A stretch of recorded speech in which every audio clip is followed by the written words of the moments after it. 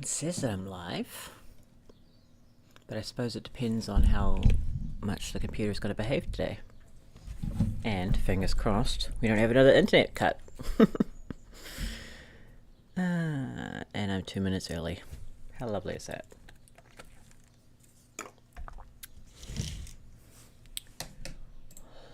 Alright.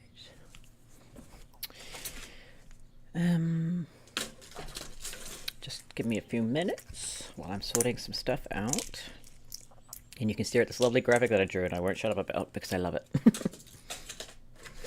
It is currently 7:59 a.m. for me on a glorious, sunny New Zealand morning, which is about 1.5 hours before I like to usually wake up. And I am not a morning person. I can function if needed, but I'm not a morning performer. Which I think I definitely need to get on top of if I was ever going to be an actual actor, but it doesn't look like that's going to happen, so no need to worry. Hey, it's Glitter. Hello, Glitter.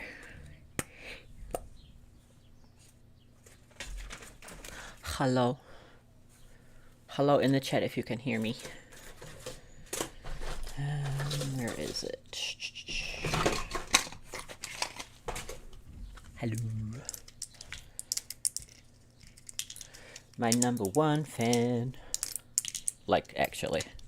No offense, Parfait, but I think Glitter has the spot of number one fan of Faraway. Pure dedication, here for everything, time zone permitting, you know, the fun things. Oh, we've got 3. Well, nope, never mind. Alright. I'm fueled. I'm present. I'm like 73% sure I'm human right now. Exactly what we need. So, here's what I'm thinking. Rather than watching it all in one go, I'm going to split streams up into little segments. Hi, Beth.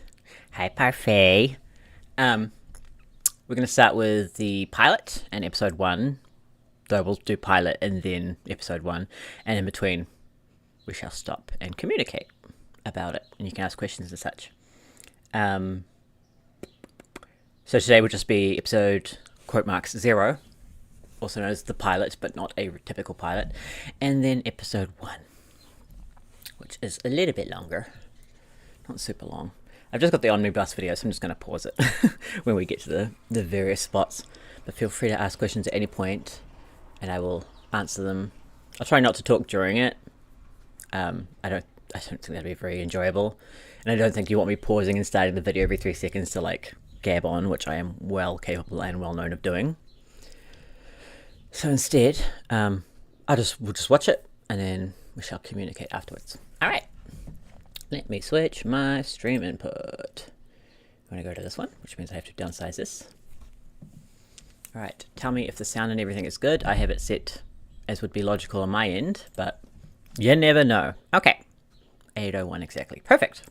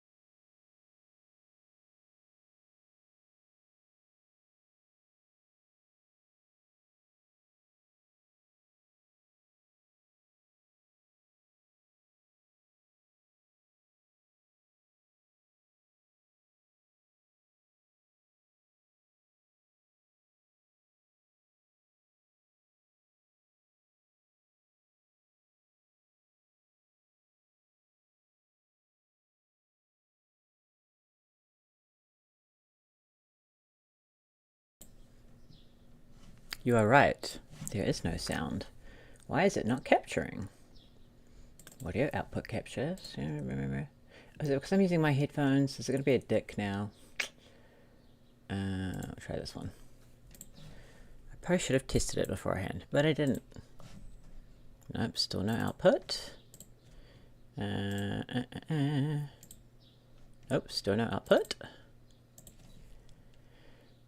Yes. Nope, still no output.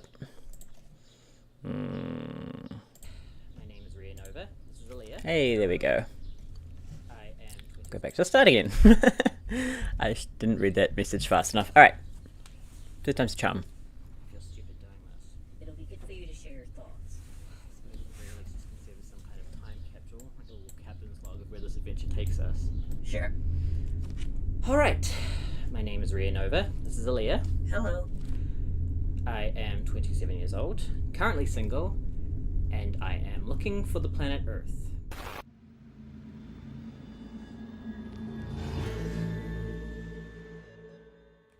It is day 212. It's been about 2 weeks since I recovered enough to leave Villa 4. Tillian, the man who helped me and gave me the ship and everything, he recommended I should just stay and start a new life. But I just couldn't shake these thoughts of my old life on Earth. Here's the thing though, no one on Villa 4 had any idea what I was talking about. Like, not a single person had even the faintest knowledge. Tillian was the only one who agreed that I must have travelled in time somehow. Like, to everyone else, faster than light travel and colonising hundreds of planets is okay, but nothing else. All anyone would agree is that humans had come from a single planet and that it was somewhere on the far side of what they call Via Lactea. The way times and dates are recorded out here doesn't make much sense to me, but Alia did some maths and said that it's roughly around the year 2945. Gravity affects time, so that was the most basic estimation. Honestly, I find the way the current era has chosen to map time confusing as well. Either way, you can still count better than I can. So she does the numbers and then explains it to me. So, with nothing but an outdated spaceship and an AI companion, Tillian recommended I should go to a spaceport and ask them what I want to know, seeing as it's their job to keep track of humans and know where they're living and how to get there. The ports are owned and run by this company Zealous that owns like damn near everything out here. The ports are like stepping stones that humanity used to expand across space, making navigation easier and safer. Big truck stops floating out in the darkness. They're actually built an ideal range of G-type stars for solar energy collection. Yeah, well, surely I could get some information there, right? Use them like a breadcrumb trail back to Earth? Okay, fine, I get it. You don't know where Earth is, so just tell me where the first ever port is located. You need to be more specific, sir. There are 80 ports in this quadrant, 12 in this sector, and 10 in the Zeta port range alone. I only have names, coordinates, and sectors. I don't know any port names, I just want to know where the first one ever to be made is. I don't know what to say, I don't have that information, sir, and you are holding up the line. So yeah, apparently even the bureaucrats of space are useless at keeping records. Since I don't know what direction to fly and to follow them backwards, I'm gonna have to think of a different approach. There are these space truckers. They like haul resources from planet to planet via the ports. They might have a more intimate knowledge of where things are out here, like what order the planets were colonized in. I used to get homesick going on school camp like half an hour away from home, and now I'm, what, thousands of years away? What is the Earth gonna look like when I find it? If I find it. Humans are sentimental. Even if I was 10,000 years in the future, someone would be keeping a connection with the Earth alive. Someone knows where it is.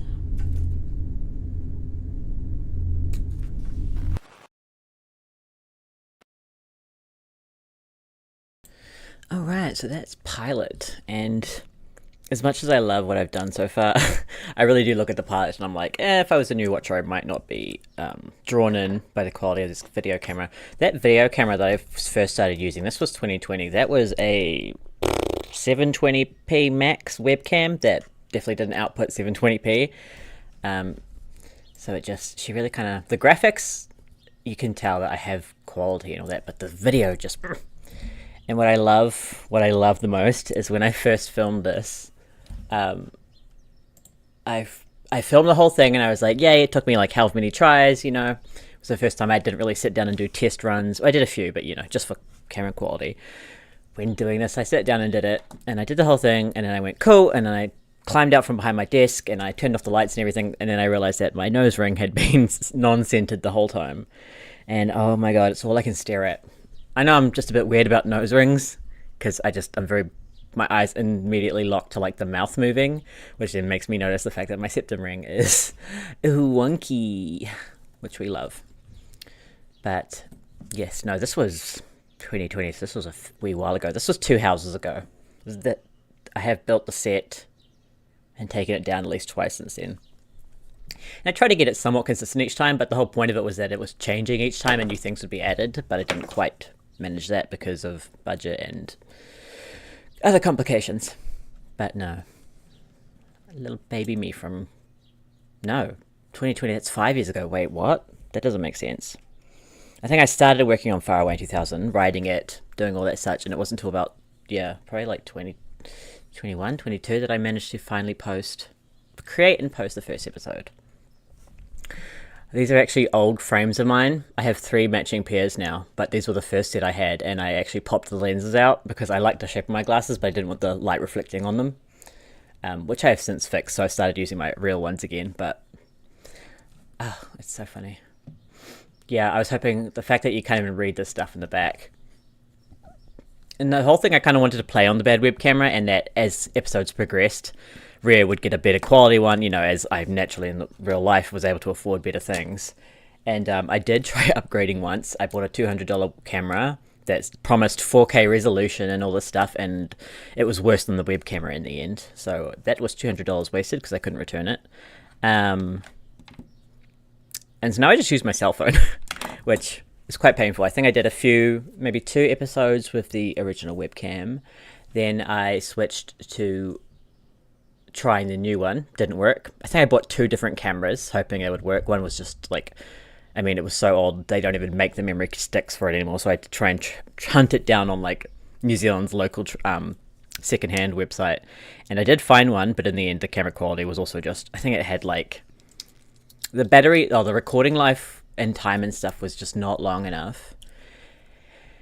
And I was just like, cool, that's another about $100 I didn't need, I spent and then found out the hard way, which I call the idiot tax. So then on a whim, I tested out my phone, which at the time was one of the Galaxy, just, Android, around the $400 mark, brand new, 400 New Zealand. So nowadays it would be worth nothing. And what do you know? It's better quality than the very expensive camera that I bought. So I've just been using my cell phone ever since, which I'm not sure what episode I started having a cell phone for. But I feel like it becomes apparent. I think I did try another camera. I tried the web camera, not the web camera, the camcorder that I bought, the $200 one, for one of the episodes, and it gets worse quality than what the first pilot episode was, so I went, ugh.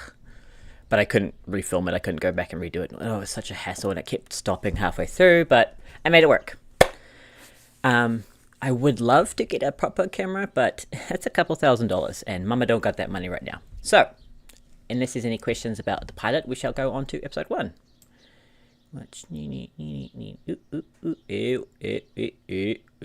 Back. Okay, I'm just going to play it from there and find it. Oh, there we go. Perfect timing.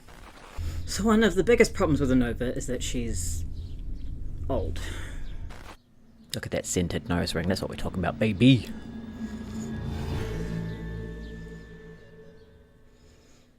Hello to anyone watching. Great Drop a message. Age, but he only ever used her to get to Villafort, his current home planet, and it's been a while since she's been to outer space. And some of the more important parts for that kind of travel have aged a little less well. The biggest problem I have to solve is the gravity drive. See, space is so big and everything's so far away that it takes forever to get to. And they didn't technically invent light travel, but they did invent gravity drives, which pull you around even faster. That's not exactly how it works. I don't get it, but the way I've passed it is that they invented like this little box that can generate a shape the density of a sun or whatever size you need. The box moves the shape forward, the ship is drawn in that direction due to gravity and physics, and the heavier it is, the harder it pulls, so the faster you go. Oh boy. We have 2 parts that don't work. The part that generates the super high densities inside the shape, and the part that stops it from going haywire and creating a black hole. Until we have those parts sorted, the shape can only get so heavy without risking a catastrophic error, which means that we're only travelling at about 1/5 of our potential speed. It can still transport us places faster than anything achieved in your era. Yeah, but it's still not fast enough if I hope to get anywhere close to where I want to be.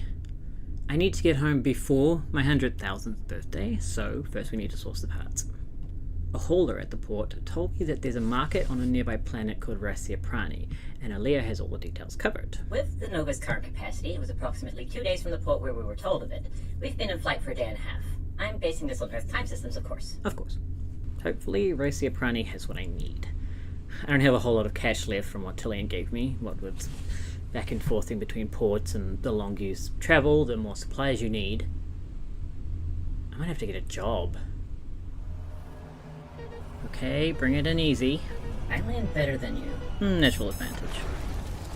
Okay, nice. I didn't hear anything fall over in the workshop this time. We're getting better at this. We? Looks pretty bright outside. They weren't lying about it being a desert planet. The market is 50 meters east, over the ridge. I saw it on the way down. Wowee, that is a lot of shuttles. All the hull and salvage ships in orbit aren't designed to enter an atmosphere. What is that hum? Sounds like a market. Oh wow, it's the size of Lake Villaflor. Bigger. I can't see the horizon. I don't know how we're going to find anything in there. We're just going to have to deep dive, so please keep track of where we are. I'll start mapping. I've never seen such a density of people before.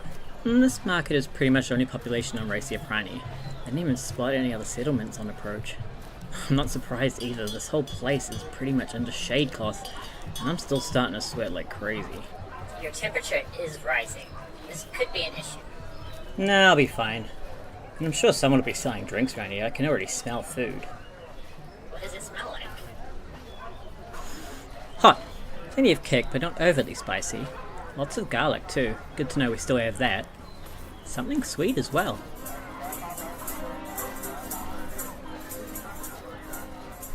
I've been checking the stalls we've passed, Rhea. I'm concerned at how expensive everything is. The merchant back there was selling a laser flux plug for 12 credits. And that's steep.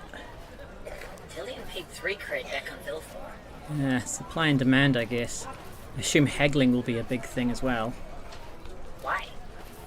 I don't know. I'm basing a lot of my assumptions on 22 years of media consumption. That also concerns me. Just keep looking. We need this part, and if it's here, it might take a while to find. Right. Which one is it? The piece with the yellow rim. How many credits do we have? 112. Alright, here goes. Not bad. How much? 200 cred. Oh, crisis. I don't think so. I'll give you 50 for it. Nice try. I know what I have, and you don't even know what it's called, do you? Expander exit appendage. Expander exit appendage. I know they're next to obsolete too, so it's unlikely anyone else will look twice at it. 70. 200. It's practically a collector's piece. I don't know what shuttle you flew in on, but these are far and few out here, and some very specific ships need it, so the right buyer will show up eventually. He sure knows what it is. Why would someone collecting old, wasted parts be sweating their grundies out here, middle of nowhere, when they could afford to go somewhere better, given what you're asking? Selling for 100 creds now is better than 210 years. I'm asking 200 now. Can't afford it? Get a job or get lost, sir. Whatever. God, how the heck do we get that kind of money? Tillian did say it was nearly obsolete. I'd say we hit our odds finding it one of them. I've never seen other ships like the Nova, so I guess that's why. We have nothing to sell, and what I've heard about labor around here is that it doesn't pay well. How bad is it? It could take 3 months to earn 200 cred, not including expenses during that time. Oh, crisis, I don't have 3 months to make that much dosh, especially if the second one is going to cost the same. Friend, Do we have any other skills we can sell here? my friend, I'm not sure. I haven't fully analyzed the local economy. friend, slow down a moment. Excuse me? You're wanting to earn money, no? Forgive my ear, but I've caught sight and thought I was mistaken. 3 stars? No? You're a commander? Why? It matters because we could do each other a great help. I run a freight and courier business. I send things all around the system and crate you see over there. The courier I contracted to deliver it to New Vesta never showed up. If you have a vessel and space to fit it, I'm paying up front. New Vesta. How far is that from here? Here, the contract the courier would have signed, all the details. 20 kgs, meter squared with a medic seal, courtesy trolley. Same system, same orbit. The distance it has marked would be 45 hours travel for us. 2 days. Oh, just... I pay up front. You give me print sign and your word, and you get what is agreed. Let's see. Whoa-wee, that is generous. No strings, no tricks. Print sign the pad here, deliver the package, and you don't have to come back here after. I wish. This could be very risky. I'm already up to my scars and risk. Okay, screw it. This sure as shoot beats months of labor. If I get screwed on this, I'll be coming back to see you. I accept these terms. Just place your print on the crate pad. Perfect. It is now on your honor to safely deliver it, and the pay as agreed. Credits received. Alrighty then, New Vista it is. Absolutely ridiculous. You wouldn't believe how expensive the nutrient packs here are. Rhea? I mean, honestly, we're on a well-traveled range. They can't exactly call themselves remote. Rhea, you should know I that. just want to get this job done before we lose any more money. Set course, please, and mark fuel state because I will forget. Okay, I've got it. Those are the cheap packs too. I know I'm not getting half of the stuff they claim to have. Beta zinc, you're right. Corset. Don't forget to flush the line. Okay. Sorry about the rush. That place seriously peed my O's. You were trying to say something. Yes, I was trying to tell you I'm detecting another life sign. On board. Excuse me? A stowaway? But why didn't you make that clear? I don't have a weapon. You won't need it. It's a little girl. Seriously? In the cargo hold. She came off the port. Why didn't you keep her out? What am I supposed to do? Lock the doors, put on a scary voice, and tell intruders that we do have arms? Noted. Hey, okay. I know you're in here. Show yourself. You need better security. You walked right past me, too. What are you doing on my ship, kid? I heard you at the port. You're going to Summit City on New Vista. So am I. And I needed a ride. I'm Ely. So you buy a ticket on a planet hopper, you don't trespass. I can't afford one of those. I had to ship jump to the port, too. I came from Race Prani. And you'll be going back. Aaliyah, change course. Wait, hear me out. I can pay you. I have a couple Zealous tokens for oxygen. I can sleep on the floor. I won't eat. And you're already going. It makes sense. Fine. Just don't touch anything. Duh. Wow, you must be rich. I wish. Staying course for New Vista. Right, thanks. You even have an AI? Keep it to yourself. So why are you even going to New Vista? You're, what, 8? 9. My dad is on New Vesta. He left for work to cover my ma's medical costs. Oh. That sucks, kid. Yeah, I'm going to find him to tell him he can come home now. Why is that? 'Cause she died. Ah. Now he can come back to the market and be with me again. Why are you going to New Vista? Work. I need money to fix my ship. What's wrong with it? It's slow. Seems pretty fast to me. I need to travel across the whole galaxy. It ain't that fast. Why are you doing that? I need to get back to my planet. Why did you leave? I didn't choose to. Me too. We didn't always live on RP, but I got used to it, and I kinda like it better. But you're an adult. You don't have to do things if you don't want to. This was different. How? Let's just say I unexpectedly fell through some kind of wormhole and I got zapped into the future on a different planet. And now I want to go back. If this is the future, then why go back? It won't be the same. I know. Both your ma and your dad will be dead. I'm aware. It might not even be there still. I heard of another planet, Yilgan, that got hit by a massive asteroid and blew up. Alright, well, we have about 12 hours till we arrive. My room is back there on the left. There's not much to do, but it has a bed, facilities, and some sketchbooks and pencils if you want to draw or sleep or whatever. Okay. Are all children like that? No, some of them aren't that much. I mean, why was she unaffected by her mother's death? Oh, she very much was. I don't understand. People react to trauma differently. Some people just pack their pain away deep inside and build a shell around themselves. It's supposed to help keep them from getting hurt again, but it lingers. If she can ignore how she really feels, she can focus on what she needs to do, and focus on surviving. That is very unfortunate. Yeah, hopefully she gets a chance to properly face it. Seems like she's pretty used to looking out for herself, and likely her mum too. She'll have to tell her father of her mother's passing also. Yeah, it's rough. Okay, the contract says the local coordinates are 235.9 by 521.3. Confirm match. The map from the port identifies it as a shuttle pad. Oh, works for me. How long does it take to land on a planet? You, sit in the pilot seat and stay there. Braking atmosphere can be bumpy. Coordinates located. Starting approach. Hold tight. Oh, I'm so excited. It's been months since he left. Hey, quit bouncing. There's only one chair and I'm holding onto it too. I'm taller now. Do you think he'll recognize me? I'm sure he will. The city should be below the cloud layer here. Whoa. Hachimachi, that looks like a war zone. Are you sure that's the place? Of course, Summit City, a small mining populace.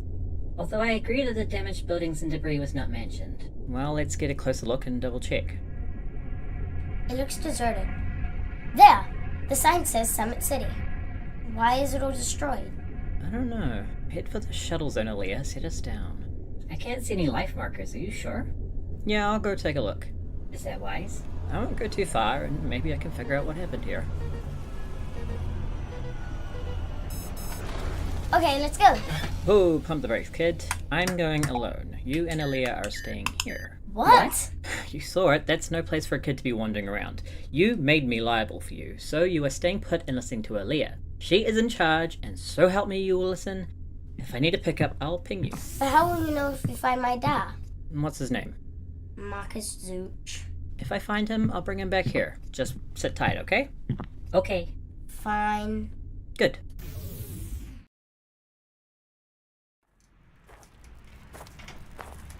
Sweet crisis, this place is a mess. There's a lot of interference here. You're heading out of my range.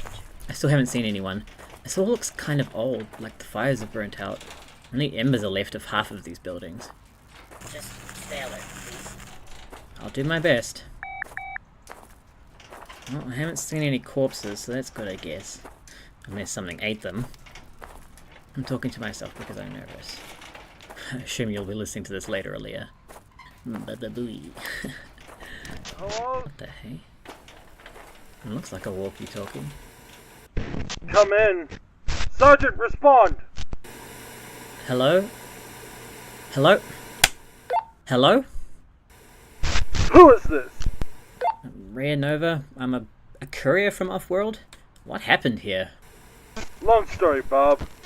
Look, this is a long shot, but I'm looking for Marcus Zooch. Do you know him? That's classified. What? Look, I'm here with his daughter, Ely. She's trying to find him, and... This is Marcus. You said you're with Ely? She's here? yeah, on my ship. Long story also, but she needs you. Where are you? I don't know. I'm in the city. I see a tower nearby with a giant orb thing on it. I can meet you there. Okay, great. I can do that. Copy that. See you soon. Okay, cool. I am hanging on to this. Stupid trolley wasn't made for off-roading and rubble traversing, clearly. Hey, you're Rhea? Yeah, you Marcus? Officer Zooch, yes. Huh, she didn't say you were a soldier, but you're not exactly a fish out of water here. She doesn't know, and it should stay that way. Sure, look. She ship-jumped to the port and then stowed away on my ship, which is where she is now. She came to find you and take you home. That's definitely her.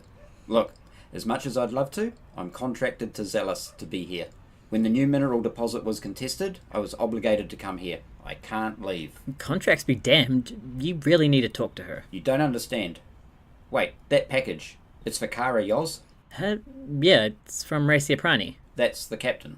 Oh, you know them. Great. Then you can take it to them for me. That's a print-signed biolock, right? It will destroy its contents if you don't both sign it as delivered. Oh, what? Come on. Look, our base isn't far. I can escort you. And we need to move.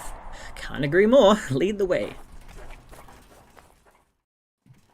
them pushed back like they are, they won't have the resources to keep this up much longer. I hardly expect they can handle a siege.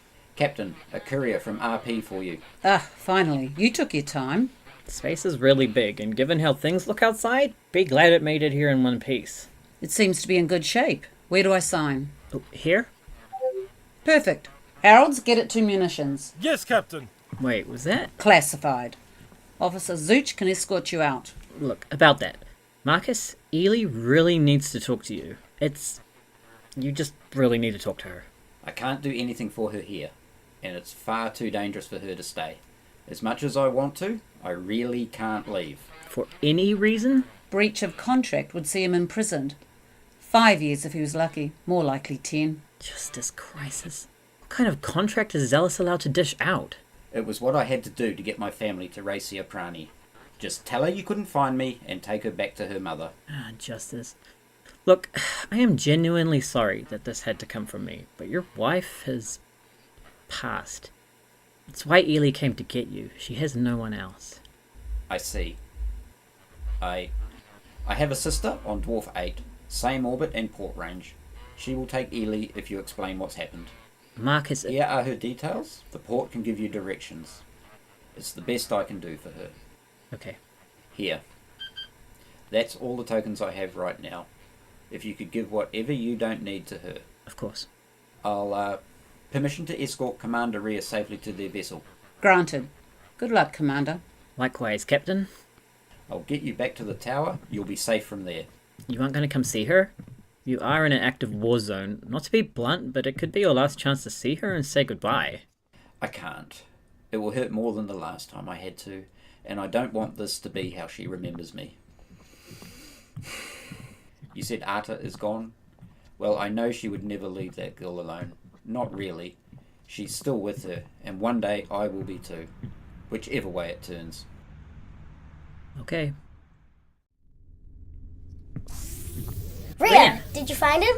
You delivered the package. Get us off the ground. Wait, what about my dog? Sit down. I'll explain once we break through the atmosphere. Starting takeoff. Did you find him or not? It's not that simple.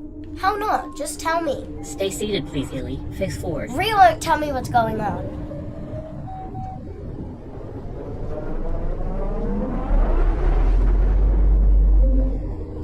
Okay, we're up now. Now tell me.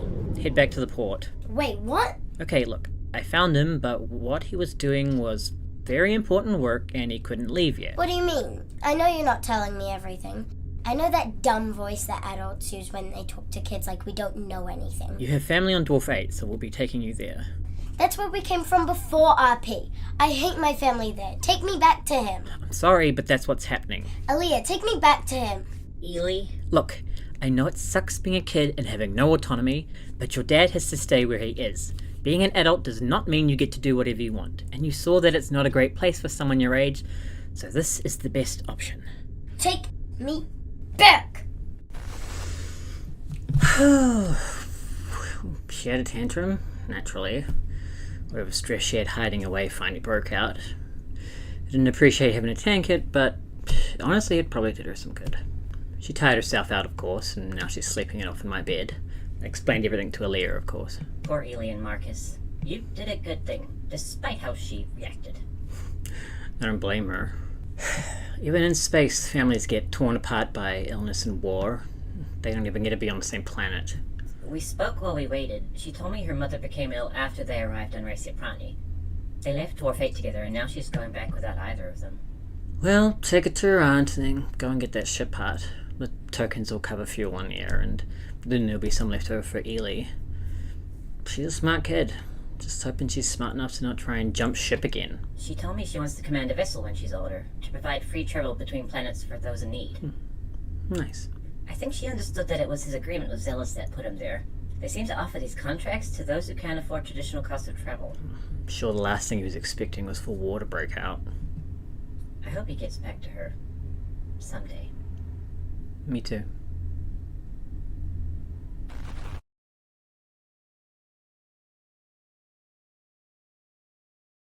Ooh, hey, there's the microphone. Hey, that's episode 1. It bothers me a lot. But that's just the kind of curse of being an artist and looking back at stuff you made a while ago. This would have been... when was episode 1 released? It must have been 2021? 2022? It was after I got back... Oh yeah, no, because it was after I got back into Star Trek. After I started watching Disco that I did the pilot. Let me check my videos. I'm just going to put this other graphic back up because it's nicer to look at. Boop. Alright. So yeah, any questions? Or I can just ramble over a bit. I made some notes. First I'm going to try and find out when that video was posted because my memory is terrible. Let's see. Pilgrimage? Nope. Episode 2, episode 1. Okay. A year ago. What is a year ago? YouTube? How many days? 20th of June 2023. Oh, okay, so package didn't come out until 2023. Which is wild to me. So I worked on it for a long time. It was the first time I'd done any kind of Foley work. It was the first time I did any kind of soundscape work. It was my first proper go at voice acting, you know. The pilot was my very first time. And you can definitely tell, you know, I got better as I went along, which is the nature of skills and learning things. But it's kind of, you know, it's now looking back at it, my instinct is to try and like hide it and remake, well, not hide it, but to remake it and prove like, hey, I actually did learn quite a lot while making this, and it's, you know, when I first made it, it like blew my mind at how good it was, you know, compared to what I expected my ability to create. So when I came back with this, I was like, oh, okay. And I had a lot of great feedback from family and friends that were like, oh my god, it's like an actual production. I was like, really? I mean, to me, the quality was like, look, we can sacrifice a few quality issues like camera and stuff like that for just, you know, people will understand. It's just the baby steps of art and what happens when you try to make art that is... well, any art really. No art is cheap to make, but something like this, you know, this really was the best option I could make out of what I had financially. And so I did my best, and I definitely think that comes through. Like, even the quality of it is, even though it's, you know, not where I'd want it to be ideally, which there'd be no way to achieve that because I'm an artist and I have dreams of grandeur. Even though it doesn't quite meet my ideal standards, I think it shows and it feels that I like put everything I had at the time into it, you know, all the skills that I did have and whatever ability, and you know, the nature of any project that, like this, because Faraway was basically, it was a let's just figure it out, let's just learn, don't wait until the time when you feel you're ready and you have the right skills. You will learn the skills as you do it, and so that's what I did. And so yeah, that it's not so much just that I want to be like, hey, I am actually good at what I do. It's more just saying, like, also by remaking it, it's saying, well, look how far I've come, you know, not just I'm not rewriting history, but I'm making a contrast comparison to where we are now. So that is definitely on my list of things to do. But currently I am packing up to move house again. I'm out of here on the 6th of March. I haven't really started packing yet because I've kind of been in a flight, fright, and freeze stage, which I'm definitely in the freeze stage of figuring out what the hell I do next.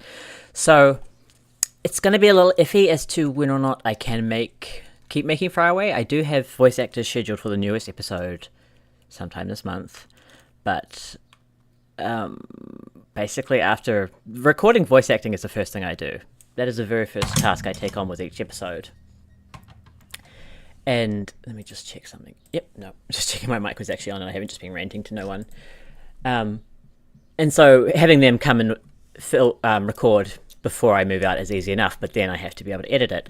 And with the way I'm looking to my housing situation after I leave this place, I might not even be able to set up this computer, which is just a regular gaming PC, you know, like with the tower and 2 screens, because I might not have a dedicated power supply.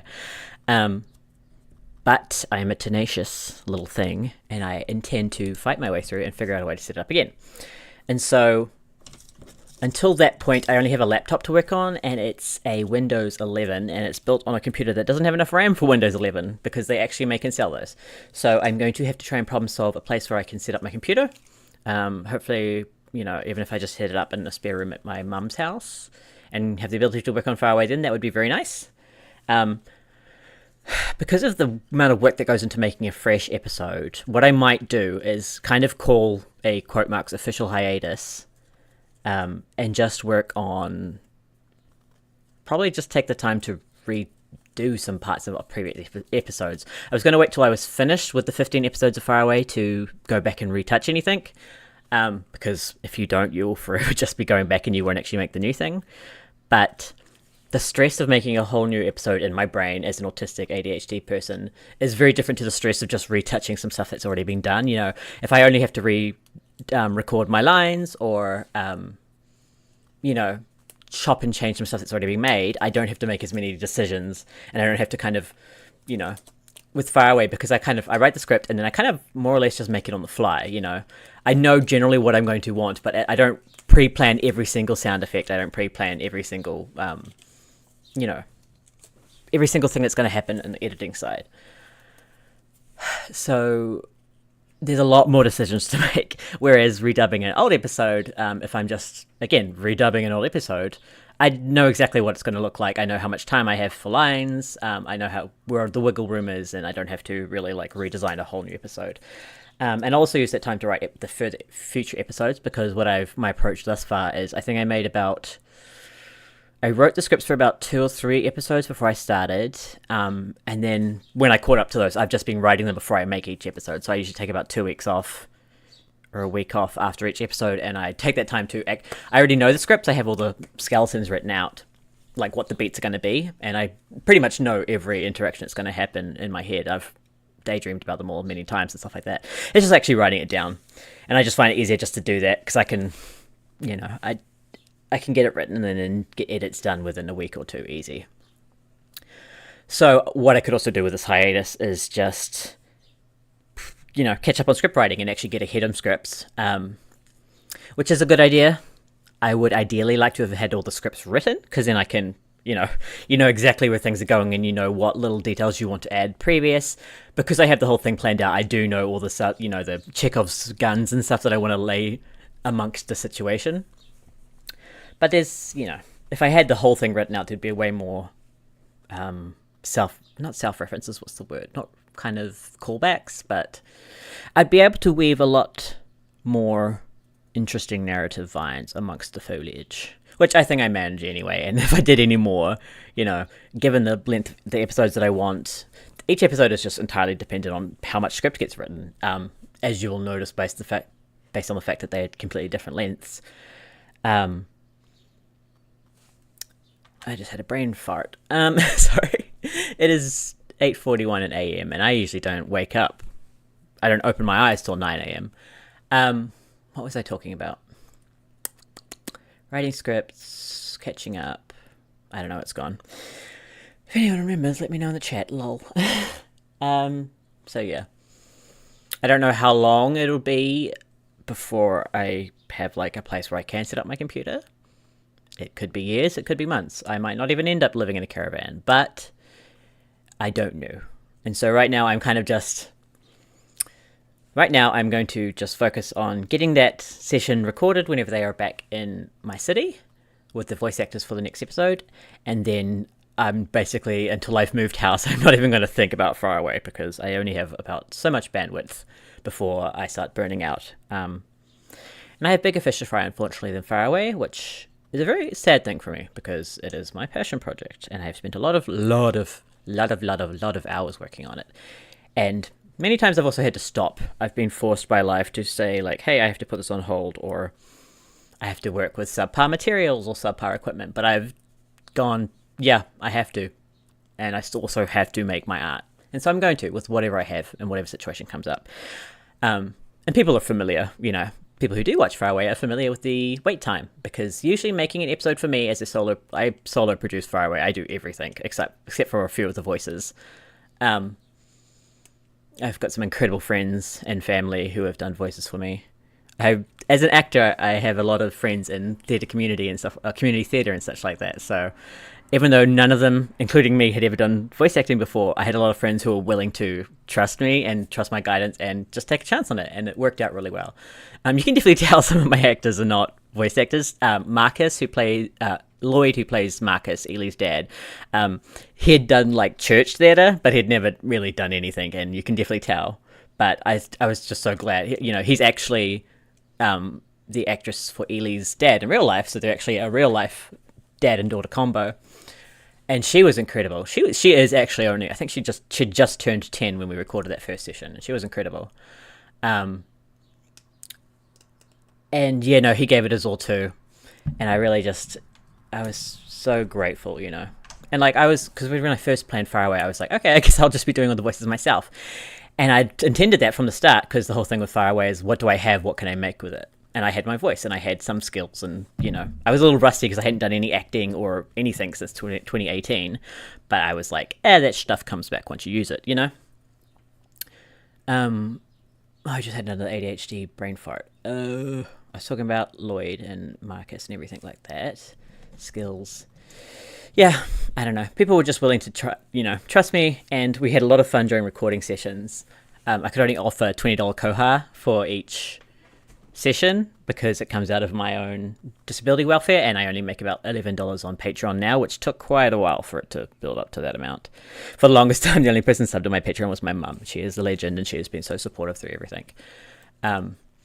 We were going to make a joke because I die and cut her hair, and she dies and cuts my hair, that I was going to put her in the credits as hair and makeup, which I was totally willing to do. I definitely did add her in my thank yous list at the end of the omnibus. I made a proper credits for all of the omnibus, for the whole episodes that I'd done at that point. And I included, you know, my friend who owns the business that I bought my 3D printer from, which I ended up buying a 3D printer for Faraway, and it has since done so many other things with it, art-wise and just in my life.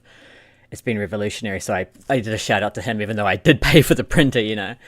The fact that I had these people in my life, I had actors, I had people who knew 3D printing, I have people who, you know, people from this quote marks industry of art that I had planned to do all by myself, and then I kind of realized, well, actually, I have these things available to me, and I have these amazing friends and contacts, so maybe let's take advantage of that.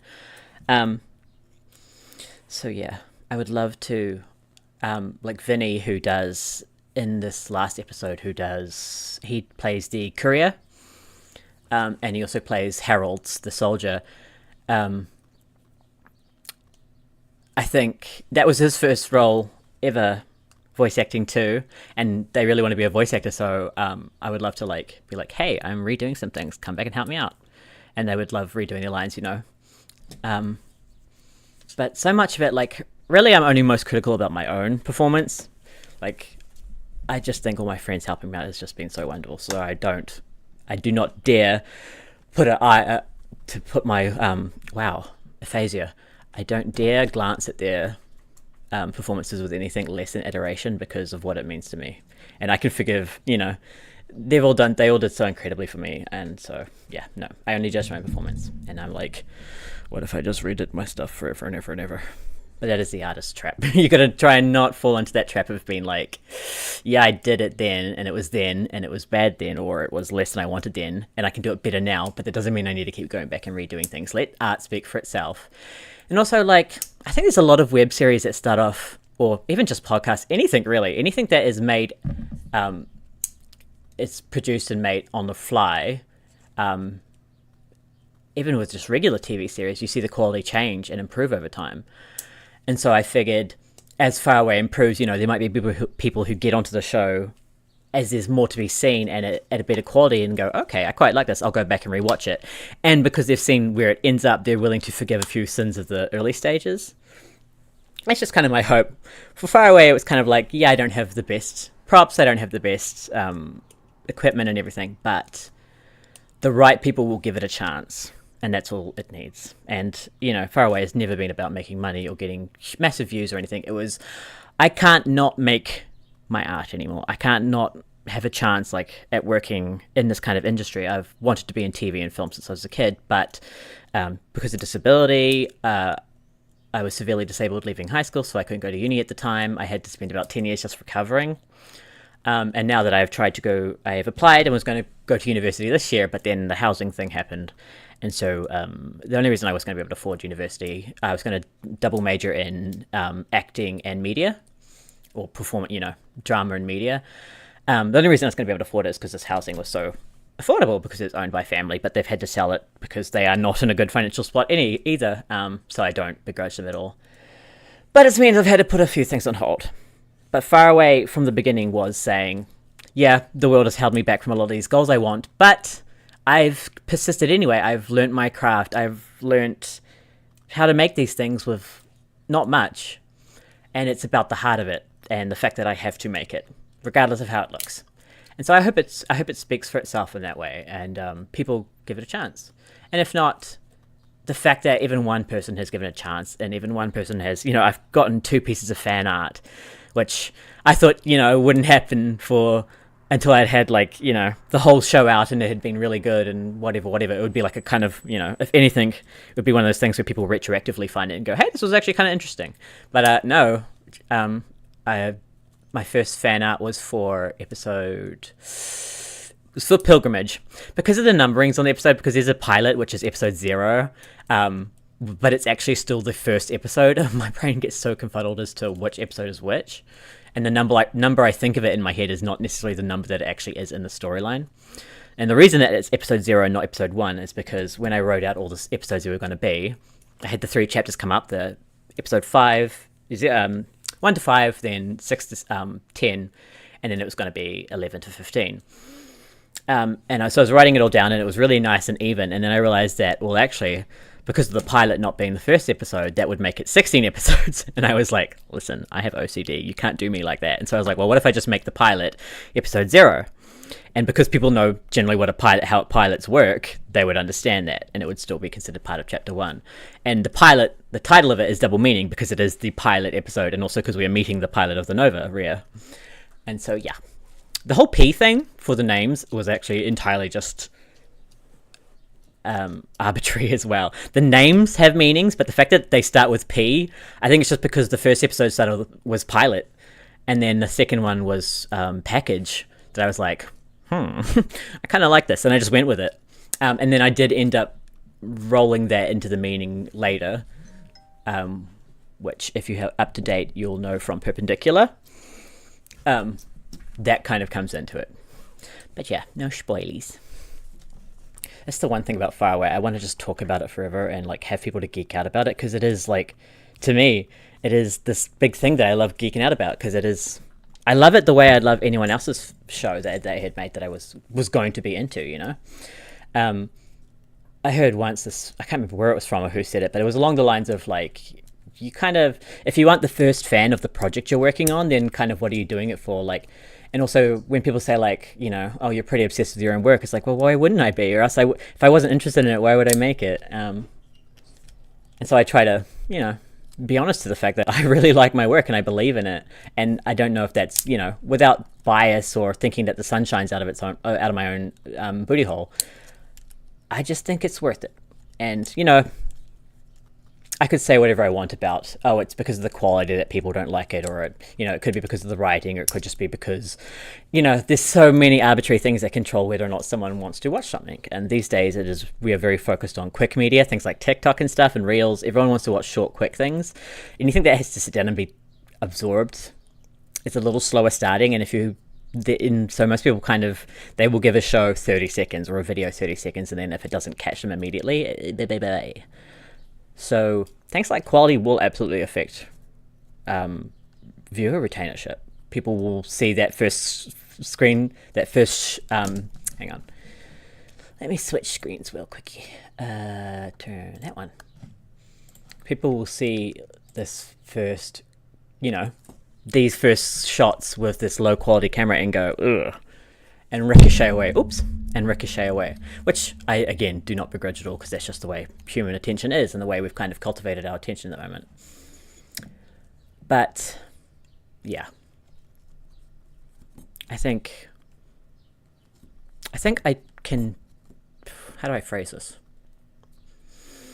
I love Faraway for what it is. And even if no one watched it, I'd still be making it. It makes it a lot easier that I do have 5 dedicated fans. I've got about, I think, 11 people watching the Patreon, but I have about 5 people who are really excited whenever I mention Faraway or whenever there's a new episode. Glitter, fucking shout out to you, babe.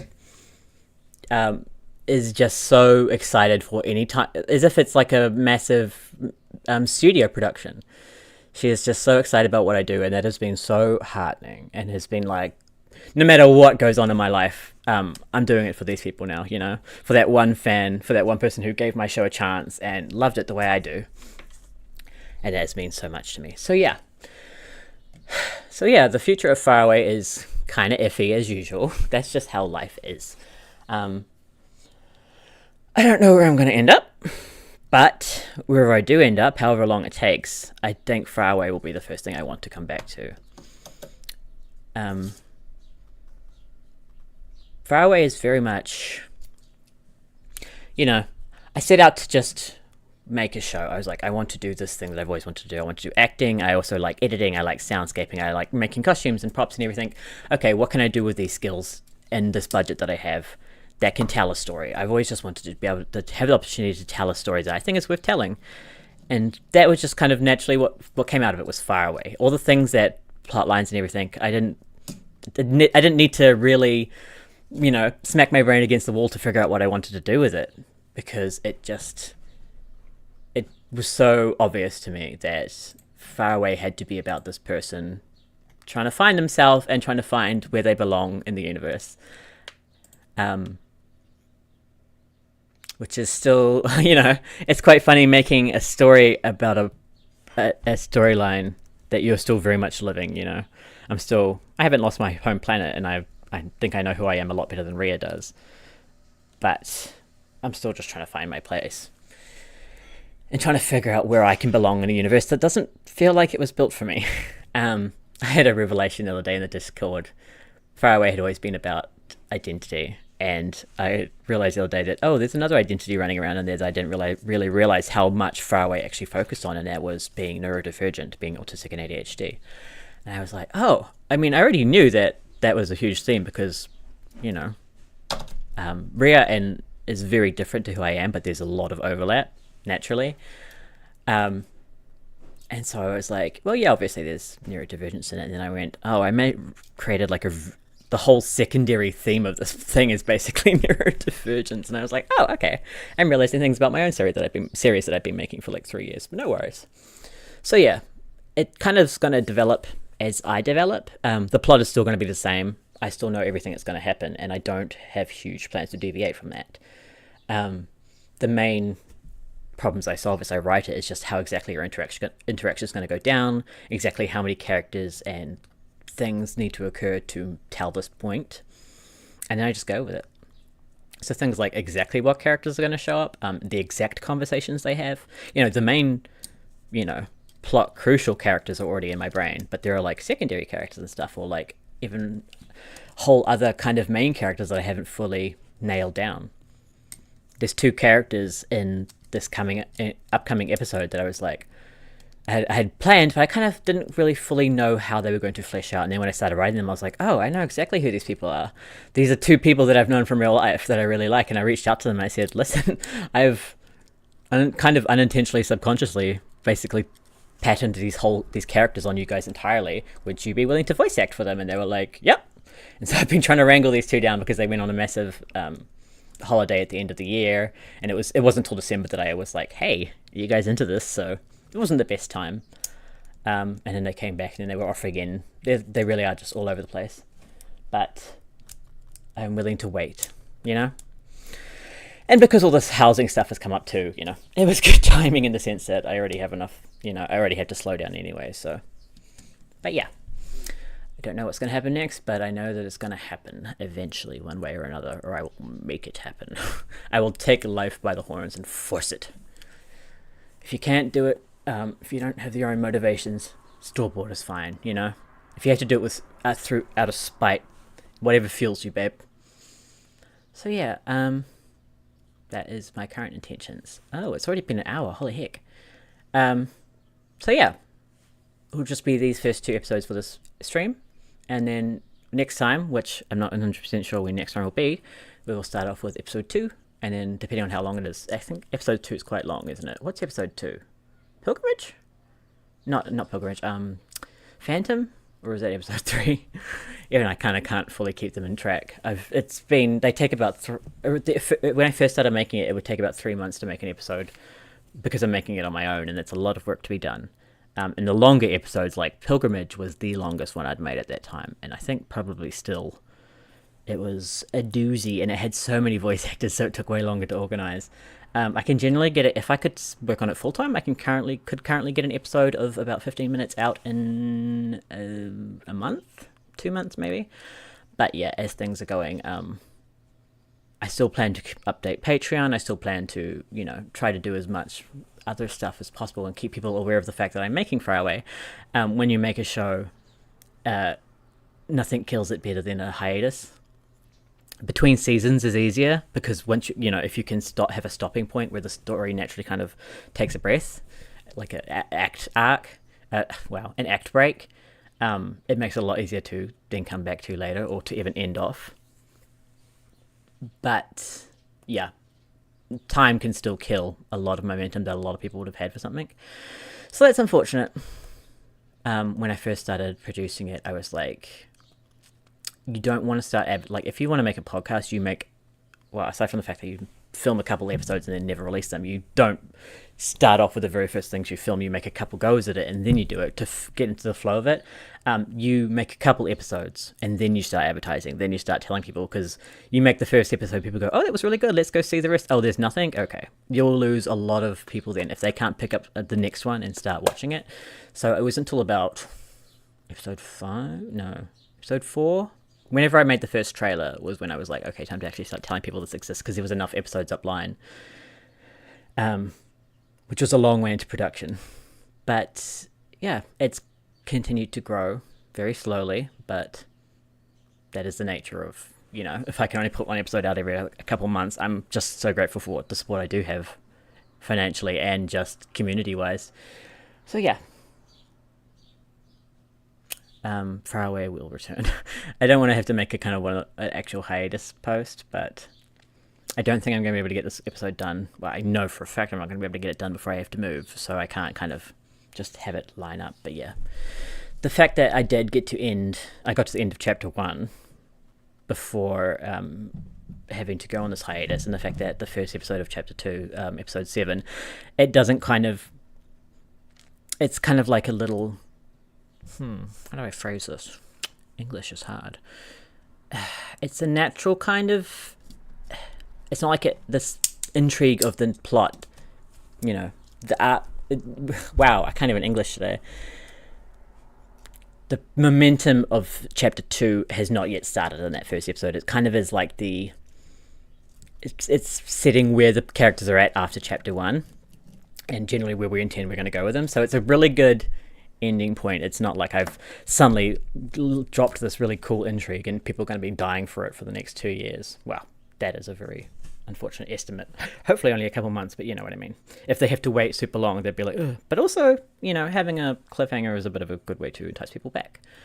But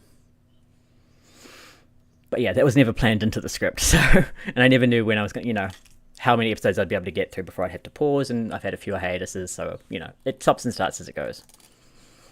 But yes, no, I am looking forward to get back at it full time. I was really excited to get into it in the first half of this year, but then this happened right before Christmas, moving house. So, c'est la vie. Anyway, I shall leave it there because it has been an hour and I don't want to bore people with my rambling forever about the same things. I really appreciate everyone who has watched, commented, liked, shared, the people who have done fan art. I've yet to get my first fan fiction, which I totally support.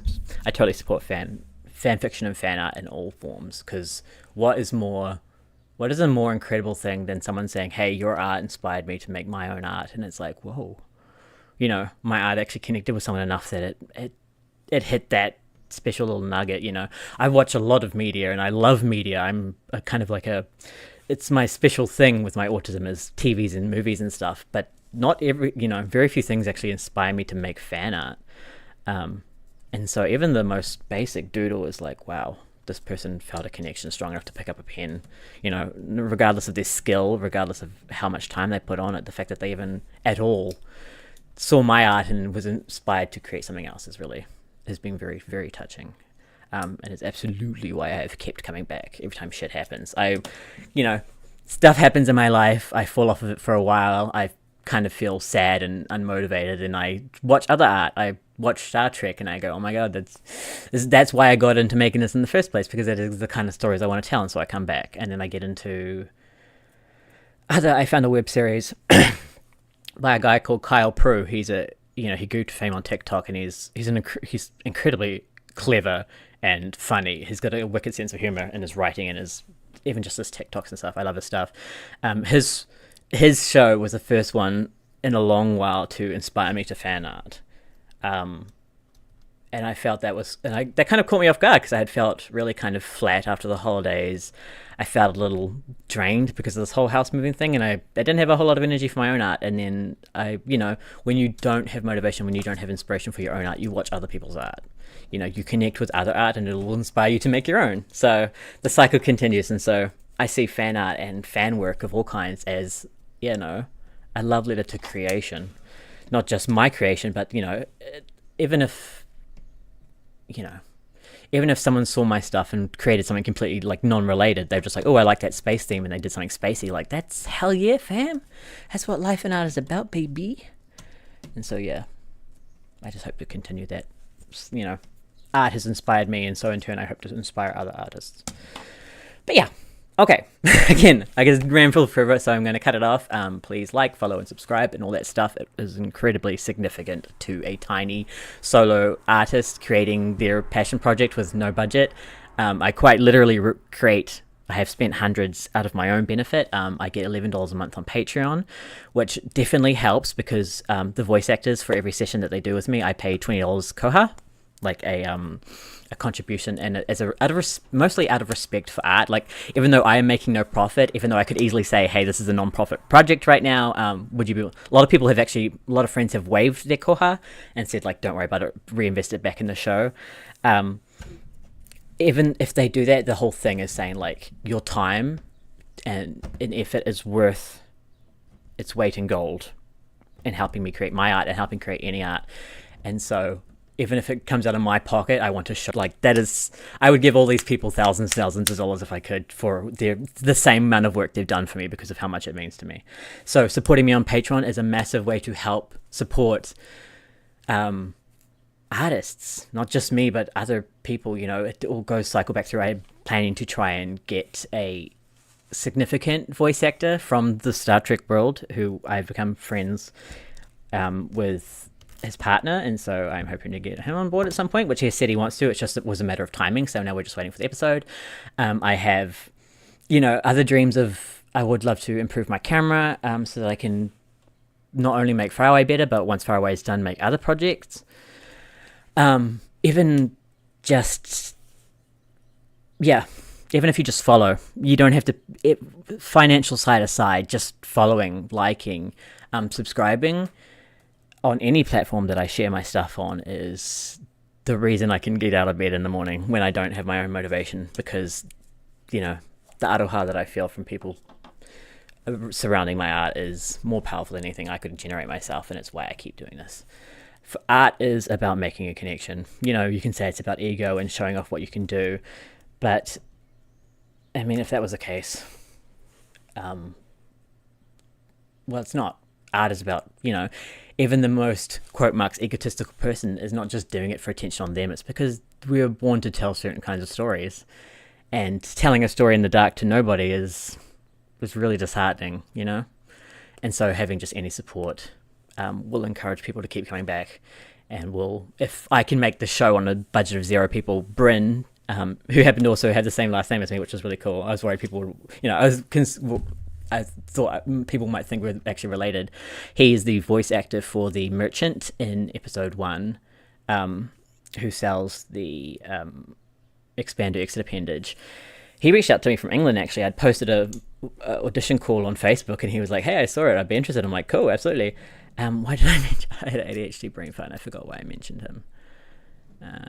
Oh yeah, he told me, he said, hey, like, seeing you make this by yourself is actually like super inspirational. And then I had another friend say, like, but yeah, I saw your one, I thought it was really cool, and it's inspired me to make my own kind of series. And I was like, hell yeah, fam, that is why we do it. I'm not doing it because, not just so people can see my story, but so other people are encouraged to tell their stories too. And if people can see me making this on no budget and grow and achieve anything with it, no matter how small, like if that inspires even one other person to then take that a little bit further, or to fly off that, to travel off that momentum and create their own stuff, or even just see how I've done it and know how to do it better for themselves, that's all I could ask for. So yeah, like, comment, subscribe, and we will see you here if you wish to partake next time I stream, which there'll be plenty of warning. I currently don't know when it'll be, but I endeavor to give as much warning as possible, at least a week. I'm ADHD, so I tend to just very much like I have to do things when the moment is right. It's like a little mouse, you just gotta kind of catch it as it scurries past you.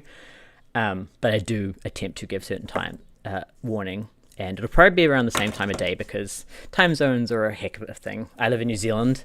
It's currently 9 a.m. on a beautiful sunny summer morning. And the fun part is that my most dedicated fan, Glitter, our Lord and Savior Glitter and Metal, lives pretty much on the exact opposite time zone as me. So she is my first concern whenever I think of time zones, because like you gotta respect the people who have, out of respect for what she's done for me emotionally, supporting the show, like she gets priority. So yeah, I will let you all know when it's next, and thank you very much for watching. I appreciate it. Yeah, bye bye.